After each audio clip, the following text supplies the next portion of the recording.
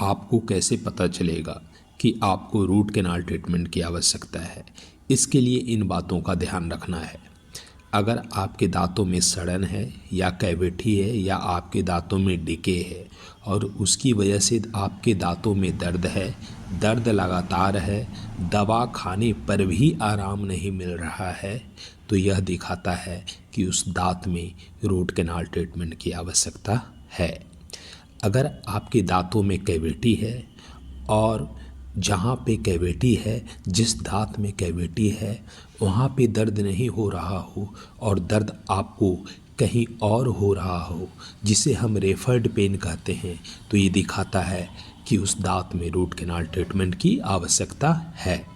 अगर आपको दांत की दर्द की वजह से सोने में दिक्कत हो रही हो, जिसे हम स्लीप डिस्टर्बेंस कहते हैं, तो ये दिखाता है कि आपको रूट कैनाल ट्रीटमेंट की आवश्यकता है। अगर आप सोते हो या उठते हो या बैठते हो और जिसकी वजह से आपका दर्द भी घटता हो या बढ़ता हो, तो यह दिखाता है कि उस दांत में रूट कैनाल ट्रीटमेंट की आवश्यकता है, जिसे हम पोस्चरल वेरिएशन कहते हैं। पोस्चरल वेरिएशन क्या हुआ? जब आप सोते हो, फिर उठते हो या बैठते हो और उसके साथ दांत में दर्द भी कम हो जाता हो या बढ़ जाता हो, तो इसे हम पोस्चरल वेरिएशन कहते हैं। फिर जब आपके दांत के पास स्वेलिंग हो, तब उस केस में भी रूट कैनाल ट्रीटमेंट करना पड़ता है। जब आपके दांत के पास से पस डिस्चार्ज हो रहा हो, तब ऐसे केस में भी रूट कैनाल ट्रीटमेंट करना पड़ता है।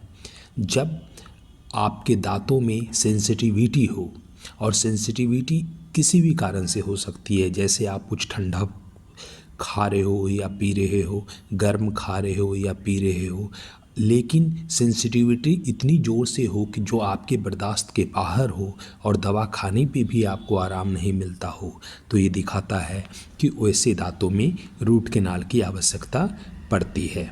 जब आपका दांत हिल रहा हो, तब भी उस दांत में रूट कैनाल ट्रीटमेंट की आवश्यकता पड़ती है।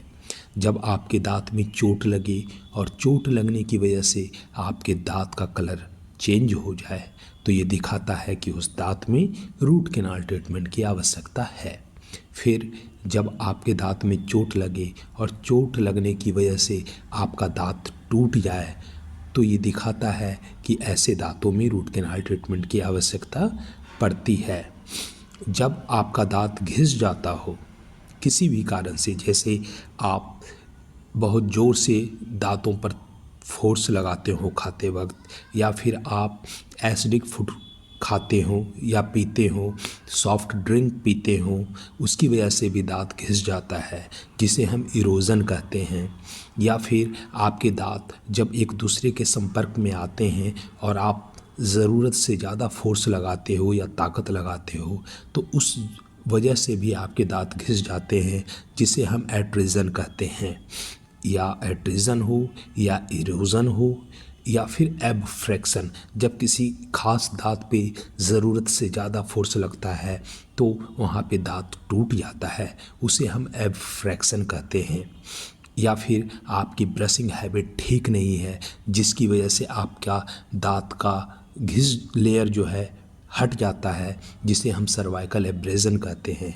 तो इनमें से कुछ भी हो, चाहे इरोजन हो, चाहे सर्वाइकल एब्रेजन हो, चाहे एट्रिजन हो, चाहे एबफ्रैक्शन हो, अगर ऐसी कोई भी प्रॉब्लम हो और जब आप कुछ ठंडा या गर्म खा या पी रहे हो, तो उसकी वजह से इसमें बहुत तेज झंझनाहट हो, सेंसिटिविटी हो, जो आपके बर्दाश्त के बाहर हो, तो ये दिखाता है कि ऐसे दांतों में रूट कैनाल ट्रीटमेंट की आवश्यकता है।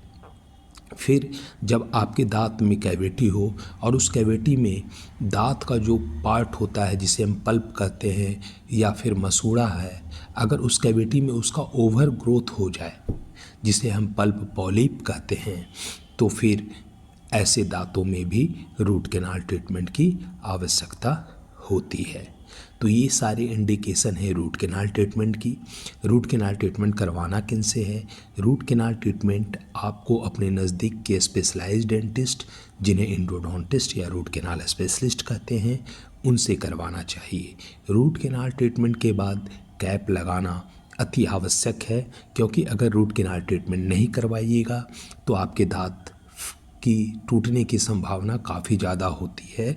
और दूसरी बात, अगर कैप नहीं होगा तो जिस भी फिलिंग मटेरियल से आपके दांत को रूट कैनाल कंप्लीट करने के बाद दांत को भरा जाता है, फिल किया जाता है, उसके माध्यम से लीकेज हो सकती है, जिससे कि उस दांत में सेकेंडरी इन्फेक्शन हो सकता है। तो इसलिए रूट कैनाल ट्रीटमेंट के बाद कैप ज़रूर लगवाएं।